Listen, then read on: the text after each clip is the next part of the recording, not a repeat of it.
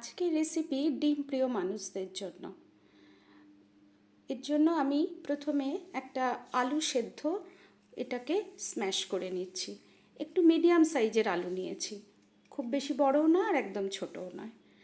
ভালো করে এটাকে স্ম্যাশ করে নেওয়া হয়ে গেছে। নিয়ে এবার এর মধ্যে আমি ডিম অ্যাড করব।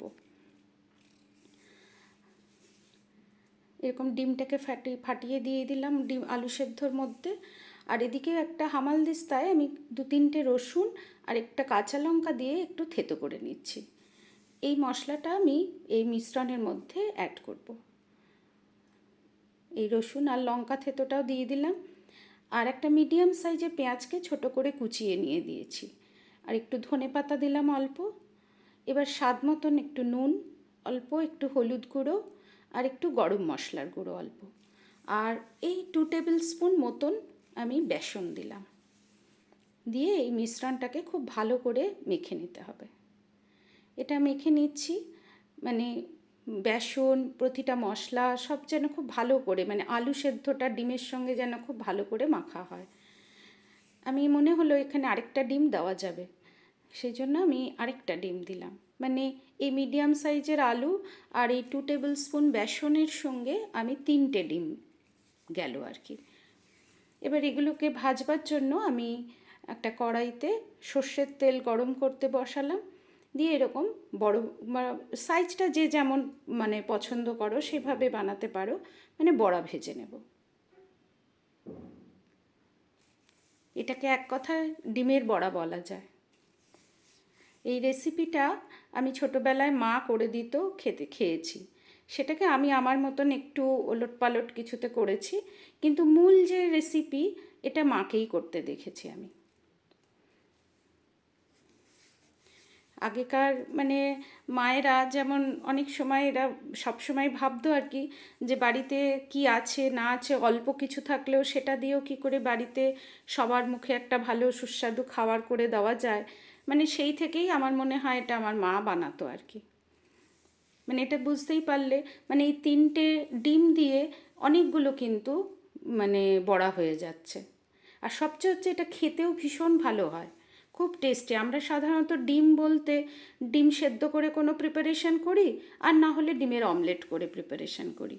কিন্তু এই ধরনের ভাবে ডিমের বড়া করে এতে কি হয়, একটু স্বাদেরও তো বদল হলো, খেতেও ভালো লাগলো। ডিমের বড়াগুলো আমার ভাজা হয়ে গেছে। এবার আমি আলু একটু দেবো এতে, সেই আলুটা ভেজে নিচ্ছি। আলুটা আমি কিন্তু একটু অল্প বয়েল করে নিয়েছি, খুব সামান্যই বয়েলটা করেছি। দিয়ে একটু ওটাকে এবার ভালো করে ভেজে নিচ্ছি। এদিকে ততক্ষণে আলুটা ভাজা হতে হতে আমি এটার যে গ্রেভি বানাবো তার মশলাটা চলো রেডি করে নিই। এটা আদা রসুন একটু লঙ্কা আর একটু টমেটো দিয়েছি দুটো, আর একটু পেঁয়াজ কুচি, এই দিয়ে একটা ফাইন পেস্ট করে নিচ্ছি। ওদিকে আলুটাকেও একটু উল্টে পাল্টে দিলাম। বেশি ফেনা লাগছে কেন, যেহেতু ওই যে ডিম ভেজেছি তো আগে, সেই জন্য তেলটা এরকম ফেনা লাগছে। আলুগুলো ভাজা হয়ে গেছে, এদিকে মশলাটাও একদম ফাইন পেস্ট করা হয়ে গেছে। এবার গ্রেভিটা বানিয়ে নিই চলো। তেলের মধ্যে আমি একটা তেজপাতা দিয়েছি ফোড়নের জন্য, আর কিছুই দিইনি। দিয়ে মশলা বাটাটাকে অ্যাড করে দিলাম। এবার ওই মিক্সির জারের গায়ে তো মশলা লেগে থাকে, সেটাকেও একটু জল দিয়ে ভালো করে ধুয়ে অ্যাড করে দিলাম, কিছুই তো ফেলা যায় না। দিয়ে এবার মশলাটাকে ভালো করে কষাতে হবে। আর একটু রঙের জন্য হলুদ গুঁড়ো দিলাম, আর স্বাদ মতো নুন অ্যাড করলাম। দিয়ে এবার এটাকে ভালো করে কষাবো। মশলা যত ভালো করে কষানো হবে তত রান্নার স্বাদ কিন্তু আরও ভালো হয়।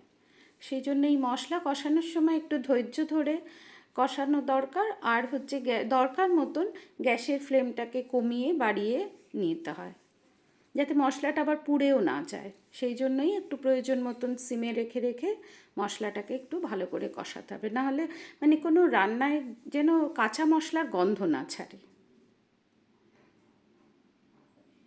এবার আমি এর মধ্যে একটুখানি গুড় অ্যাড করলাম মিষ্টি হিসাবে, অল্প একটু টমেটো দিয়েছি দেখে অল্প একটু মিষ্টি অ্যাড করলাম ব্যালেন্স করার জন্য, জাস্ট টেস্টটাকে। এবার এর মধ্যে আলুগুলোকে এবার অ্যাড করে দিলাম। প্রিপারেশনটা খেতে ভীষণই ভালো হয়, অন্য রকম হয়। এটা যদি তোমরা কেউ আগে খেয়ে থাকো তাহলে অবশ্যই আমাকে জানিও। আর যারা এখনও এই ধরনের ডিম দিয়ে এইভাবে প্রিপারেশনটা খাওনি, তাহলে এটা অবশ্যই ট্রাই করো, ভীষণ ভালো হয় খেতে। এবার মশলা সব কষানো ভালো করে হয়ে গেছে, আমি জল দিয়ে দিলাম। জলটা এখানে একটু প্রথমে বেশিই দিতে হবে আমাকে, কেননা এটা বড়া, তো বড়া অ্যাড করব, ঝোল টেনে নেবে পরে না হলে।